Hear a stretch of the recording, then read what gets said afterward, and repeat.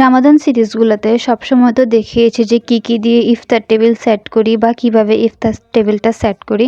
আজকে দেখাবো ইফতার table set করা ছাড়াও আমার রাতে আর সেহরিতে খাওয়ার জন্য কি মেনু করা হয় সেটাই শেয়ার করছি। সো নতুন একটা ব্লগে সবাইকে স্বাগতম। সেদিন এত বাতাস ছিল আর সকালবেলা কিন্তু খুবই বৃষ্টি হয়েছিল। হঠাৎ এত বৃষ্টি দেখে আমার মনটা খুবই ভালো হয়ে গিয়েছিল, কজ অনেক দিন পর এরকম একটা বৃষ্টি পেয়েছি। আর ওয়েদারের কথা কি বলবো, ওয়েদারটা তো এত মাশাআল্লাহ ছিল যেটা বলার বাইরে। খুবই বাতাস ছিল, ঠান্ডা ঠান্ডা ছিল।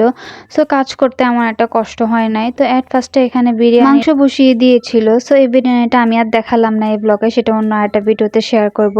আর এখানে আমি একটু বুঝাচ্ছিলাম যে কি পরিমাণ বাতাস ছিল বাহিরে। এন্ড দেন এখানে একটু গরম পানি ঢেলে দিয়ে কলিজাগুলো সিদ্ধ করা হচ্ছিল। এটা ছিল গরুর কলিজা। আজকে গরুর কলিজা ভুনা করা হবে। সাথে কিন্তু লাউয়ের শাকও ছিল। তো লাউয়ের শাকটা আমরা খুবই পছন্দ করি, যার কারণে এটা প্রায় রান্না করা হয়। সো এখানে অ্যাট ফার্স্ট তেলের মধ্যে কিছু কিউব করে কেটে রাখা আলু, যেটা লবণ আর হলুদ দিয়ে মেখে রেখেছিল, সেটা হালকা করে ভেজে নিয়েছিল। আর তারপর অন্য আরেকটা কড়াইয়ে এখন সিদ্ধ করা কলিজাগুলো রান্না করার প্রসেসিং শুরু হয়ে যাবে। সো এখানে আমি একদম মাংসেতে যেই মশলাগুলো ইউজ করে সেগুলো এখানে দিয়ে দিচ্ছিল, সাথে একটু টমেটো অ্যাড করে দিয়েছিল। টমেটো সসের পরিবর্তে এরকম ন্যাচারাল টমেটোটা দিয়ে রান্না করলে কিন্তু খুবই মজা হয়।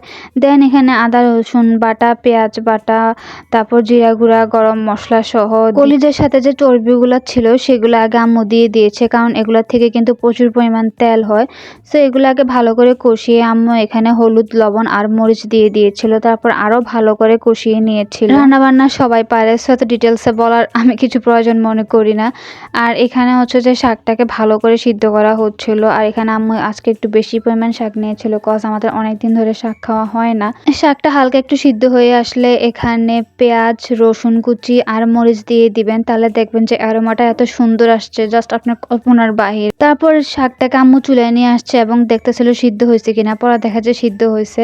দেন এখানে আবার কলিজা রান্না করতে আম্মু চলে আসছে। এখানে আম্মু হচ্ছে বাদাম বাটা, সাথে টক দই দিয়েছিল আর কিছু কাঁচামরিচ দিয়েছিল।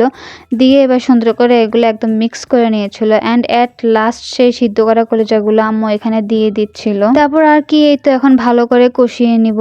তারপর কষানোর পরে ফার্স্টে যে আলুগুলা ভেজে রাখা হয়েছিল সেই আলুগুলার সাথে এখন এই কষানো কলিজাটা দিয়ে দিব। দিয়ে আবারও কিছুক্ষণের জন্য এখানে একটু নেড়ে চেড়ে জাস্ট একটু হালকা করে কষিয়ে নেব। তারপর প্রয়োজন মতো এখানে ঝোল দিয়ে দিব। আর ঝোলটা আপনারা অবশ্যই ট্রাই করবেন গরম পানি ইউজ করার জন্য, তাহলে কিন্তু ফ্লেভারটা আর টেস্টটা দুটোটাই খুব ব্যালেন্স হবে, খুবই খেতে ভালো লাগবে। তারপর আর কি রান্নাবান্না মোটামুটি ঘনিয়ে আসলে আমি এবার চলে যাই ফ্রেশ হওয়ার জন্য। ফ্রেশ হয়ে আমি নামাজ পড়তে বসে যাই, কারণ সেদিন অলরেডি প্রচুর পরিমাণ দেরি হয়ে গিয়েছিল। তো যার জন্য আমি এত একটা ওয়েট করি না। অ্যান্ড আমি সো সরি যেটা ফাইনাল লুকটা আপনাদেরকে দেখাতে পারলাম না। আর এখানে আমি একটু বোঝানোর ট্রাই করতেছিলাম যে অনেক পরিমাণ বাতাস হচ্ছিল। আর এখানে বসে বসে আমি আমার অজিবাটাও শেষ করে নিয়েছি। আর একটু পরে দেখি যে আমার বোন রেডি হচ্ছিল, ও একটু বাহিরে যাবে, ও ওর ফ্রেন্ডের সাথে আজকে ইফতার ডেটে যাবে। দেখেই খুব খারাপ লেগে যাচ্ছিল যে আমার বোনটা কত বড় হয়ে যাচ্ছে। Yeah that's all for today, by.